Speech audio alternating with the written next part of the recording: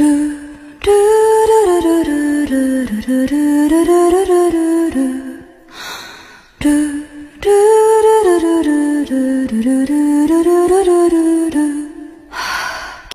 pag-ibig ay parang paligsahan. Maaaring uuwi ka ng wagi o maaaring iiwanan kang sawi.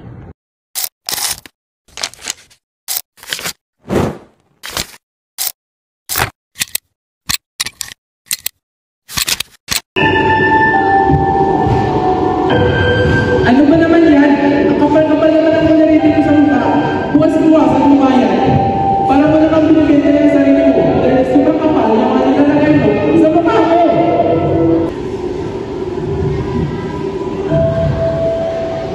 Ang bagal-bagal. Tuman mo mga damit namin. Ayusin yung ginagawa ko Baka ko wala kang trabaho.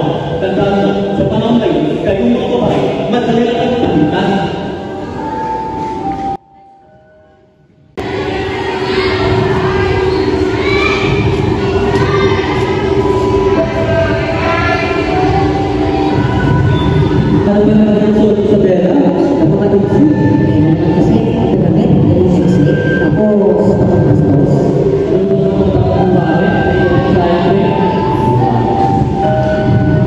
Sa dinami-dami ng paligsahan ng aming karapatan pa ang hindi naman may panalo. Sa buhay na parang lansangan, hindi namin alam kung ano ang patutunguhan. Ngunit isa lang ang kasiguraduhan.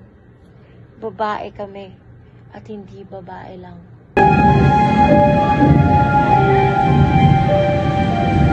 Anong bakit na yan?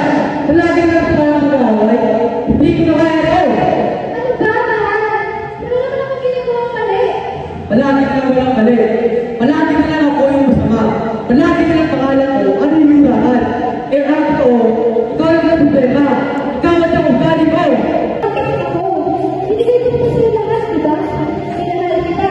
Sa'yo naman ako. Kasi wala na akin. Sinusunod ka ba ito? Yan, puro kami yan. Puro kami bigay lahat. Eh, parati na lang ako tumusubi.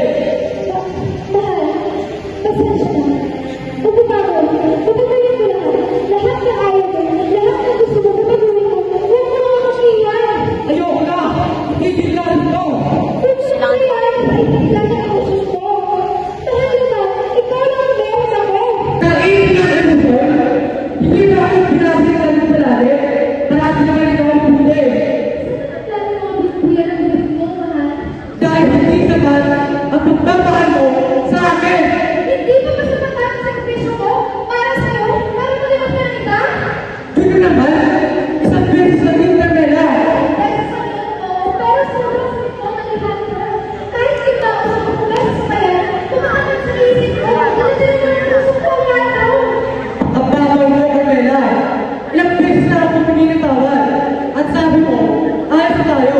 Pero paulit-ulit tayo. Ito ay buong attention mo sa panahon ngayon! Mahal na mahal kita, Alejandro, pero bakit mo dito mo patuloy?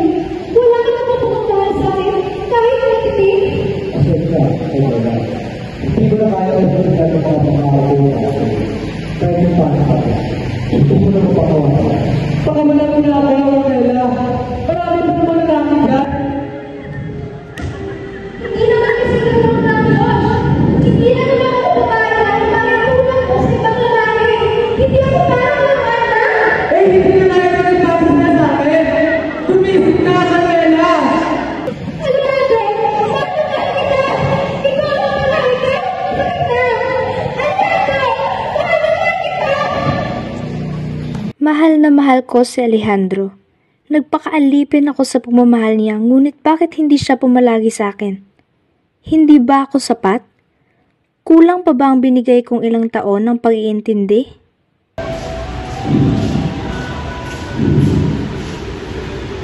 Panibagong araw na naman at syempre, unang araw sa trabaho. Ano kaya magiging trabaho ko doon? Sana ay ang posisyon na kahit paano ay rin ako ng mga tao.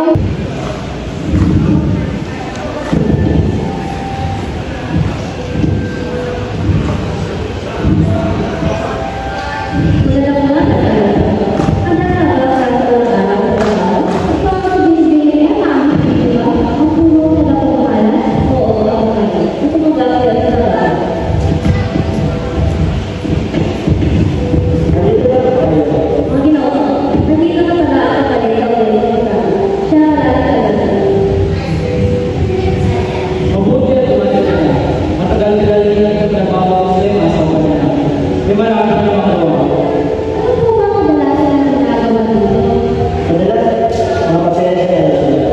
Karamihan nila sa puso ko sa natin. Talaga? Hindi, nagpapakasimula tayo. Oo naman. Sana ay sasabihin sa isang bawat.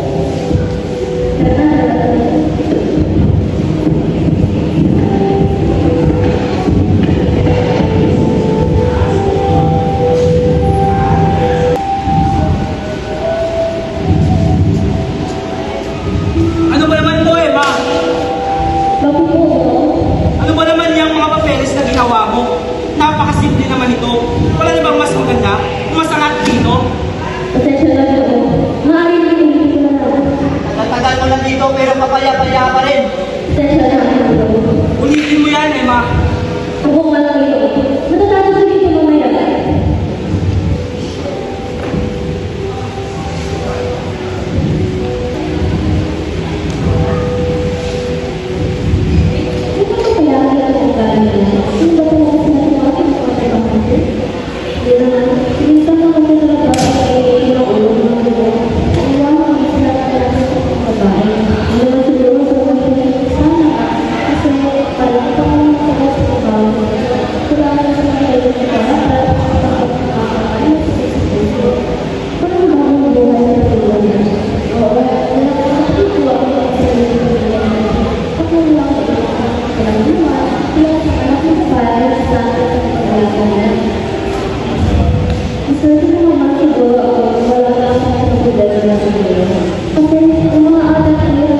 Ano ba naman itong mga babae to?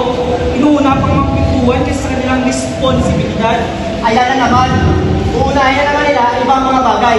At di na naman sila tawad kapag hindi nila nagawa ang kanilang responsibilidad. Ikaw po ba talaga ang pagsabi mo sa mga trabahan niyo?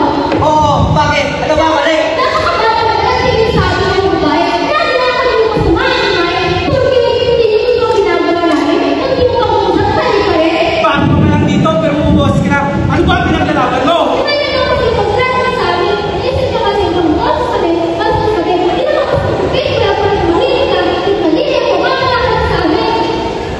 Kailangan ako ito, matahimik kasi, kasi sa pagkakaroon ng mga tauhan. Kaya pinihilang na rin ang pinagulong. Dahil, bakit yun? Dahil, kasi kung hindi ko ang nagsilikutan ng industriya, dahil sa ganda ng sistema, at pag-iisip, kailangan sa mga babae, kaya lang ba nila kami ng mga babae, kaya lang mga babae? Ilang taon na akong minamaltrato sa kumpanyang ito pero nananatili pa rin ako. Dahil sa panahon ngayon, puro lang naman lalaki ang umaangat dahil kaming mga babae na tratong parang basahan lang. Mga anak, kung na kaya tayo pakain na. Sandali lang kasi inay. Naglalaro pa kami ang ating kuya. Pagod na ako sa paglinis ng bahay, pag-aalaga ng mga bata, paghahain ng pagkain, pati ba naman sa pagtawag sa mga anak ko para kumain, nakapaguran ko pa rin. Mga anak, lalapit ang pagkain sa bag. Balian nyo na. Saglit lang naman kasi, Nay. Naglaro pa kami. Halina kayo, kaya na tayo. Naghihintay na inay. Oo na, ito na. Hindi naman mapakintay.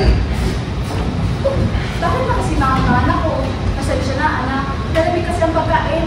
At ano nga ulit kami sinasabi ko palagi? Masama ang Pagkain ang pagkain sa bag. Kain na kayo dyan, anak, at ako'y maglalaba pa.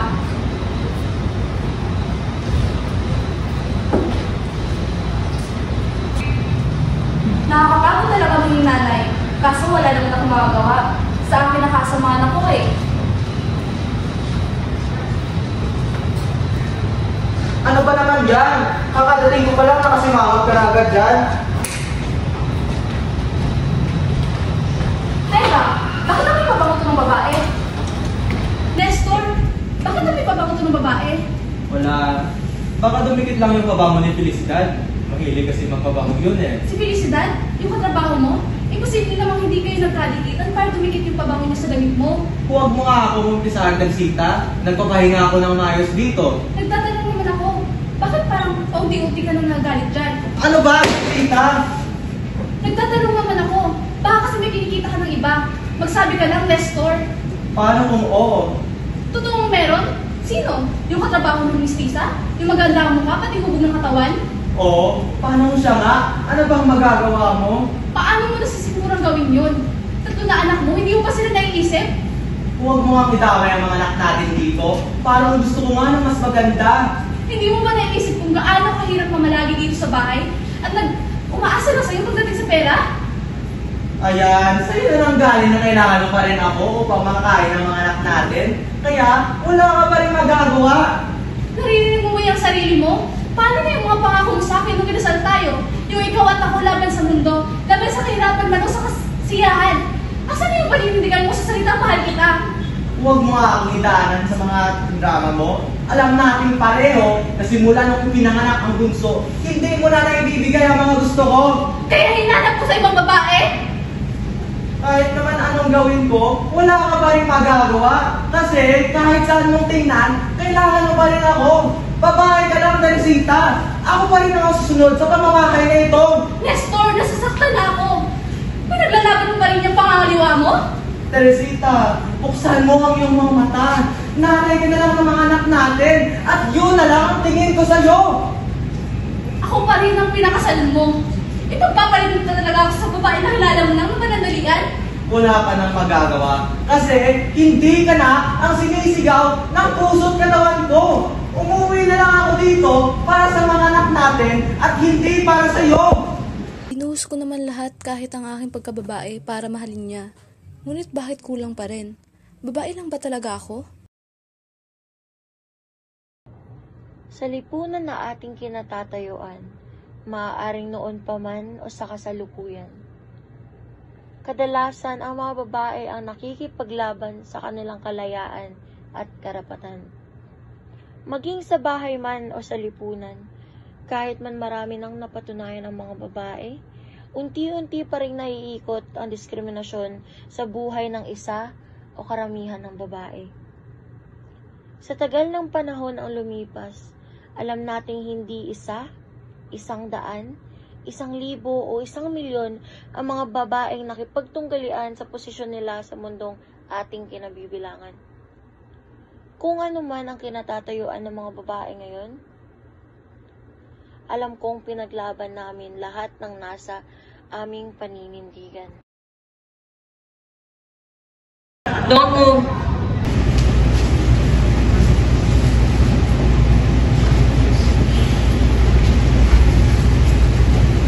Abay, kamusta ang trabaho, mahal? Nakakapagod pero kakayanin para sa mga tanggilag sa unahan ko. Abay, ang tanda-tanda mo na. Nagagawa pa rin ng bola sa akin. Ando na pong pagkain, Nay. Siya naman, hindi nagkakain na.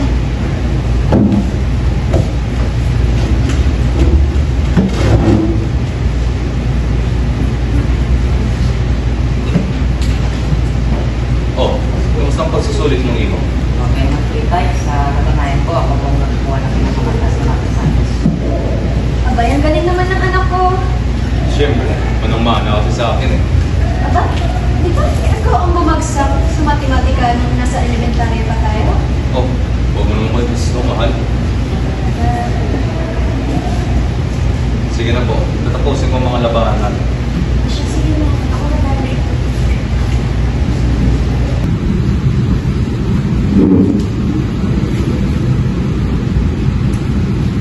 Mahal, pagsensya na din ako makatulong sa'yo. Ako nang baka sa labahan. Kaya ka lang mahal. Nay, tulungan na kita dyan. Salamat. Maraming salamat, anak. Pag-inadalo ng tulong sa akin. Gangan na po, Nay. Isang pamilya ay dapat nagtutulungan sa gawaing bahay. Hindi pwedeng iasa na lang sa nanay ang lahat ng gawain. Dapat ay nagtutulungan ang lahat ng miyembro ng pamilya at walang pinipiling tungkulin.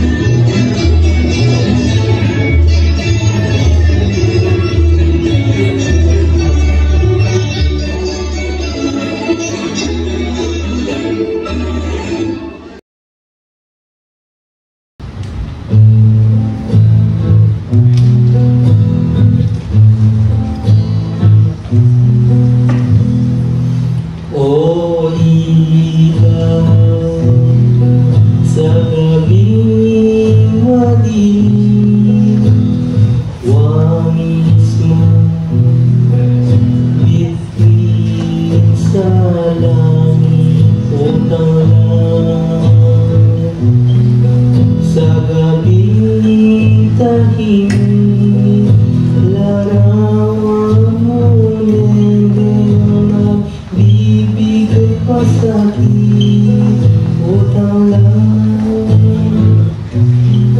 sa gabing tahimik, ikaw inamakan, gumising at mabangon sa pagkagupiling, sa pagtanto mo ang tunay kong pagdating.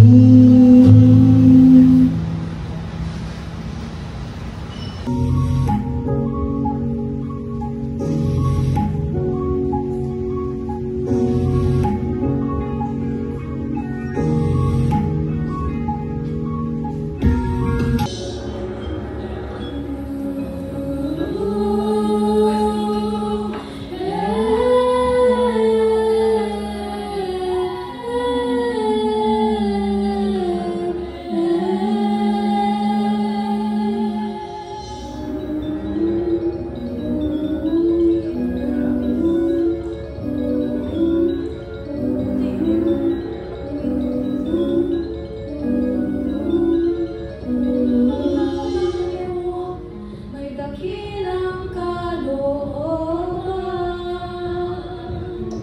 bukas sa puso sa mga nananayan.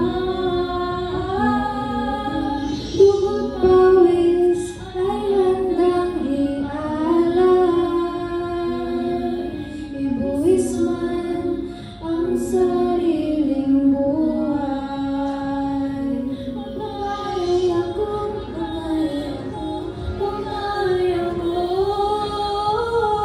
babae ako, babae ako, babae ako.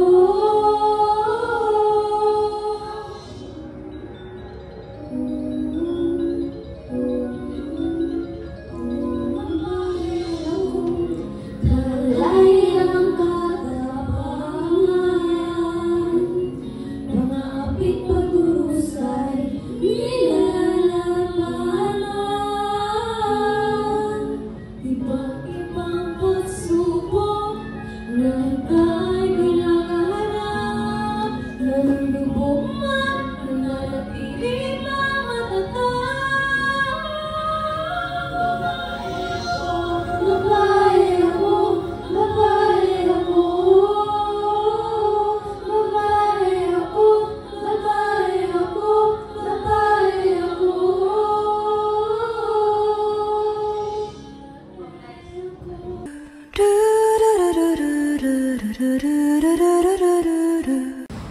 Babae kami, hindi babae lang.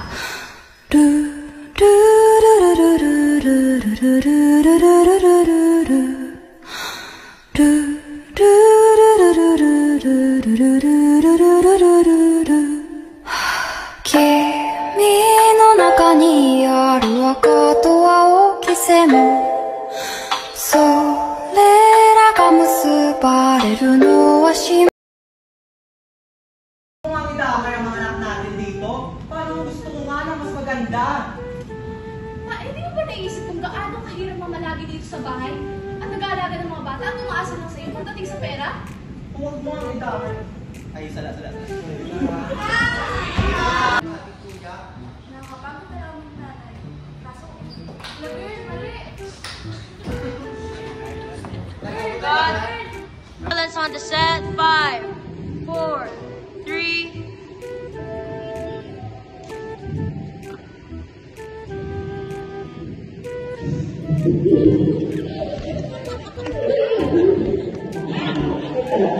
Cut. Sige na lang. Hindi na lang yung magamit.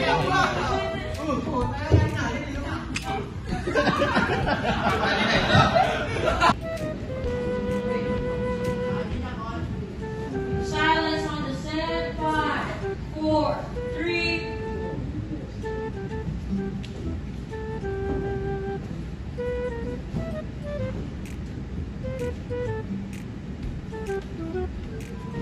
May kamusta ang trabaho, mahal? Hirap. Pero okay yan para sa mga nagtiwala sa mga. May tanda mo na. Ay, ka na po pagkain. Ipagkasama mo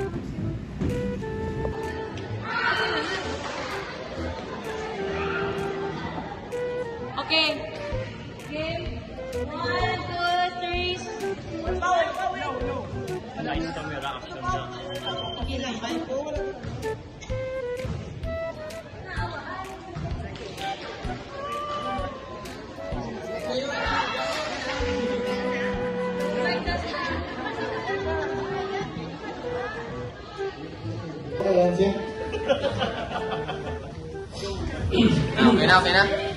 Hindi po Ready?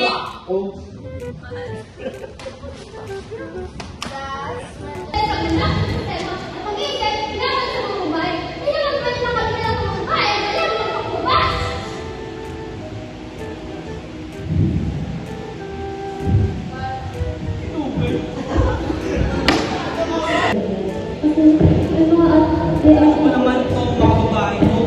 Sinuuna ang mga pintuan kasi sa kanilang responsibilidad.